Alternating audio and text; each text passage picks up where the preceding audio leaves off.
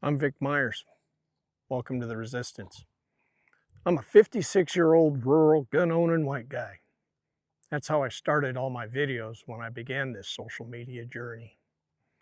So I guess I'd be remiss if I didn't speak out about the current claim by this administration about, and I'm paraphrasing here, about how legally carrying a firearm at a protest is reason enough for the federal government to murder you.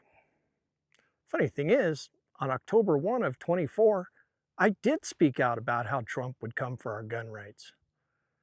Have I ever mentioned how I'm really getting tired of being right about this guy? Anywho, way back then I made this video. I talked about all the rights the Project 2025 people wanted to take from us. And I wasn't making it up. I watched Project 2025 leaders on camera talk about using the federal government to restructure the country, starting with who gets rights and who doesn't.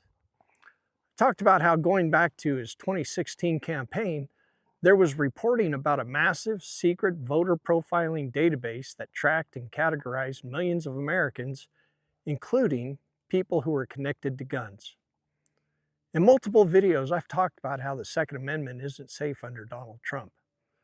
I pointed out that after he wipes out the First Amendment to a free press and wipes out our right to assemble and our right to due process and our right to free speech, the next thing to go would be our right to bear arms. Because that's just how dictators work. I went back and I looked at the comments in that video. Conrad Capel 9426 says, "I don't know where this guy gets his news from. He's off his rocker." And Richard Jones 4228 says, "Wow, I think your well water is contaminated." That one was one of my favorites. So Richard and Conrad and all the other folks who made light of what I said back then, how are things panning out? Renee Good and Alex Preddy were exercising their First Amendment right to free speech and to peaceably assemble and to petition the government for a redress of grievances. It's what they call protesting. They were trying to prevent the government from violating due process rights of others. And they were both gunned down on American streets for doing so. Then I watched Kristi Noem and Air Bovino stand at podiums and tell lies about Renee and Alex, calling them terrorists, saying that Preddy pointed a gun at law enforcement. And our media is not calling out the lie, while so many of you are believing it. And now they're moving to the next stage.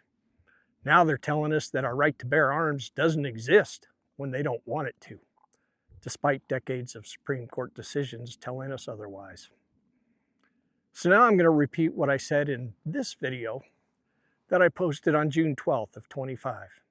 It's my ode to Martin Niemöller. First, they came for the right to a free press, and I didn't care because I only watched Fox News.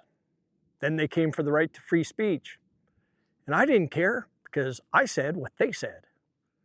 Then they came for my right to freedom of religion. Now, I didn't care because they said that they followed my religion. Then they came for my right to due process. I didn't care because I wasn't an immigrant. Then they came for my right to habeas corpus. I didn't care because I wasn't in jail. And then they came for my Second Amendment rights. And the media didn't warn me, and I couldn't complain about it. And they said God wanted the government to take my weapons.